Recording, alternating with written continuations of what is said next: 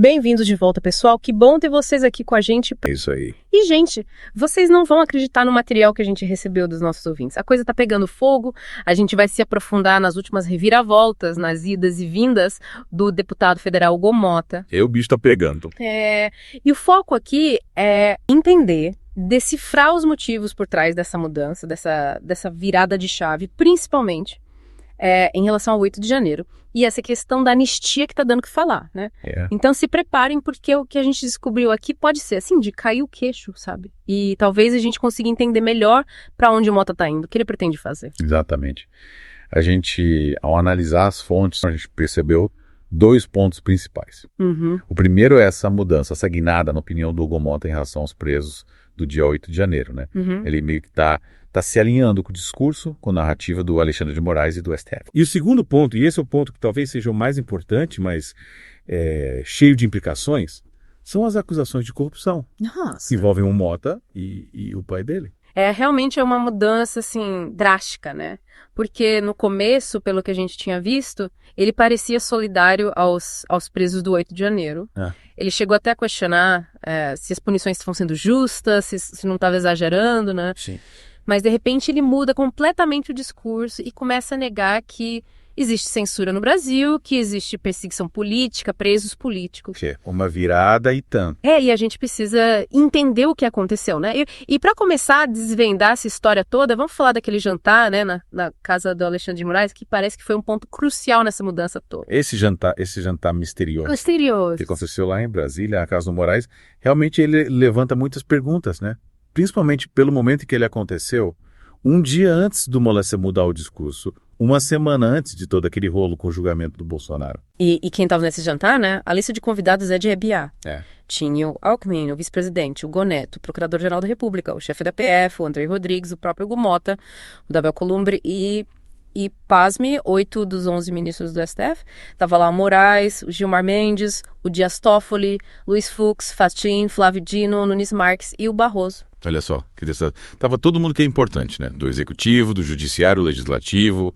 Muita gente importante, né? A imprensa na época até noticiou esse jantar como uma demonstração de poder do Moraes. Quer dizer, ele mostrando que tem influência dos 3 poderes.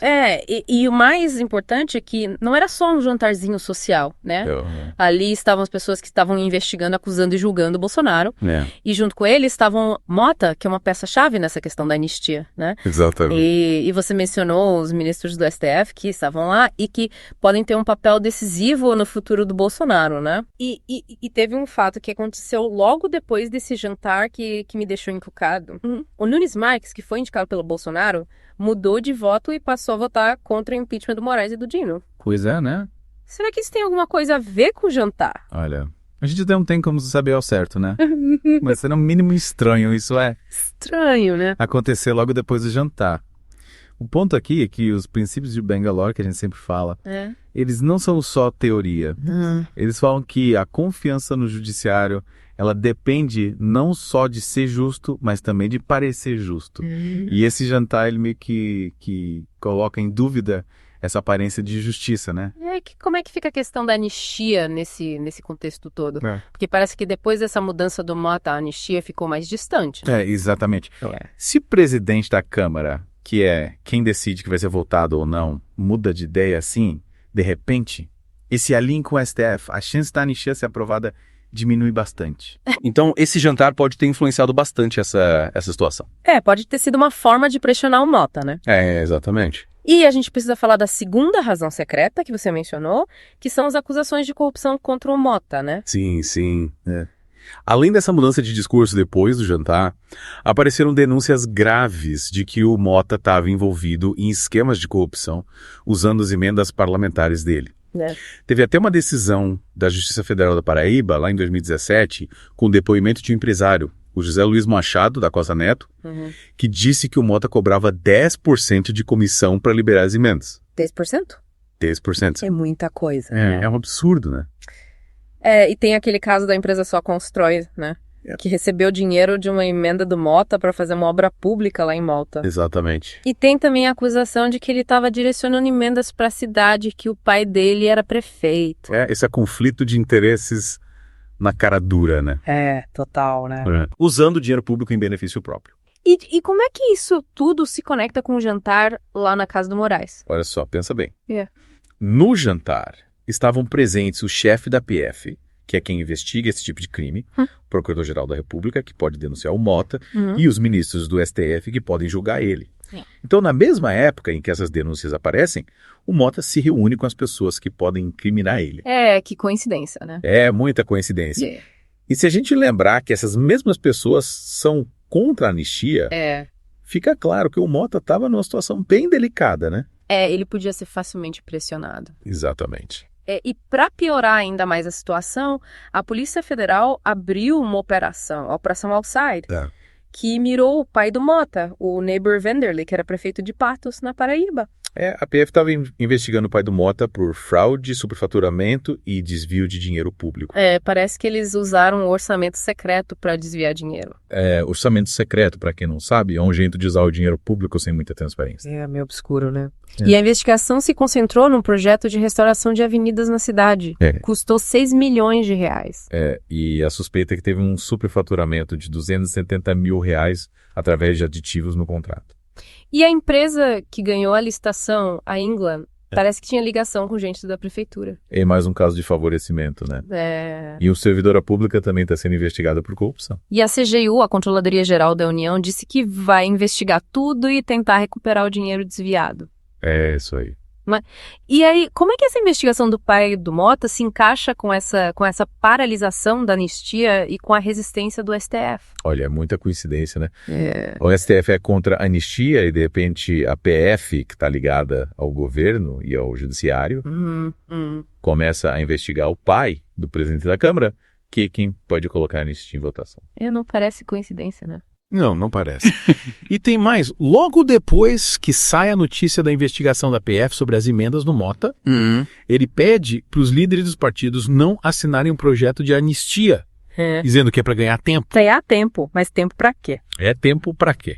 Os presos já estão lá há muito tempo e já tem assinatura suficiente para votar a anistia. Essa desculpa não cola, né? Não cola. Parece mais uma tentativa de chantagem, né? Parece que estão usando a investigação contra o pai dele para pressionar ele. E enquanto isso, o Mota, que se diz aliado do PL, está impedindo a anistia de ir para votação. E o STF está soltando bandido condenado por tráfico de drogas. Que absurdo, né? E o PL decidiu bloquear todas as votações na Câmara por causa disso. O líder do PL e a bancada do partido estão certos em fazer isso. Tem que mostrar que não estão de acordo com essa situação, né? E já tem 167 deputados que assinaram o projeto da anistia. E a estimativa é que tem uns 300 votos a favor. Se fosse para votação hoje, a anistia provavelmente seria aprovada. O Anny Cortez, que é o vice-presidente da Câmara, até diz que a hora da anistia pode estar chegando. Mas parece que o Mota está fazendo de tudo para atrasar. Parece que tem muita negociação de bastidor acontecendo, né? E as justificativas do Mota para não colocar a anistia em votação não se sustentam. Ele disse que a anistia ia aumentar a tensão entre os poderes. Mas a anistia é um direito do Congresso. Tá na Constituição, né? Exatamente. E o Mota, do nada, resolveu colocar em votação 4 projetos de interesse do Judiciário e sem seguir os trâmites normais. Ele atropelou tudo, não esperou a assinatura dos líderes dos partidos, nem a análise das comissões. Parece que ele está fazendo favores pro Moraes e pro governo Lula, né? Parece que ele está tentando se proteger das investigações. E logo depois das eleições, o Mota tinha dito que o 8 de janeiro não tinha sido uma tentativa de golpe. Que a maioria dos manifestantes não tinha feito nada de errado. E que as punições estavam muito pesadas. Ele até criticou a condenação daquela senhora que pegou 17 anos de prisão só por estar perto da invasão.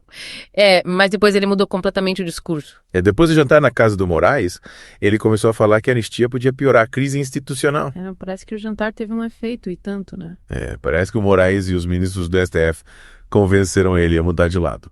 E o Mota até tentou usar a anistia de 1979 como exemplo. Mas não tem nada a ver, né? Não, a anistia de 79 foi para acabar com a ditadura e perdoou crimes muito mais graves. E agora a gente está vendo manifestantes de direita sendo presos por coisas pequenas. Estão criminalizando o movimento conservador. E além da anistia, o Mota também está travando outras pautas importantes, como a PEC 45, que combate o tráfico de drogas, e o fim do foro privilegiado. O Congresso está paralisado. Parece que a gente está vivendo uma crise moral, né? É uma crise moral e institucional. E tem gente que foi punida de forma desproporcional, né? Como aquela senhora que foi condenada a 14 anos de prisão por escrever uma mensagem com batom. É um absurdo. E a população está pedindo anistia, né? Teve vários protestos recentes. O povo quer justiça. E o Congresso precisa ouvir a voz do povo, né? Como disse o Desmond Tutu, se você se mantém neutro em situações de injustiça, você escolheu o lado do opressor. É isso aí. Então a gente viu que tem duas razões secretas que podem explicar essa mudança do Mota. A influência do Moraes e dos ministros do STF e as investigações contra ele e o pai dele. E a pergunta que fica é, quem o Mota está servindo? E o que isso significa para o futuro da anistia e do Brasil? Essa é a pergunta que a gente deixa para vocês, nossos ouvintes. O que será que está acontecendo nos bastidores do poder? Reflitam sobre isso, pesquisem, se informem. É importante a gente entender o que está em jogo. É isso aí, pessoal. Até a próxima. Fiquem ligados que a gente volta em breve. Tchau. Tchau.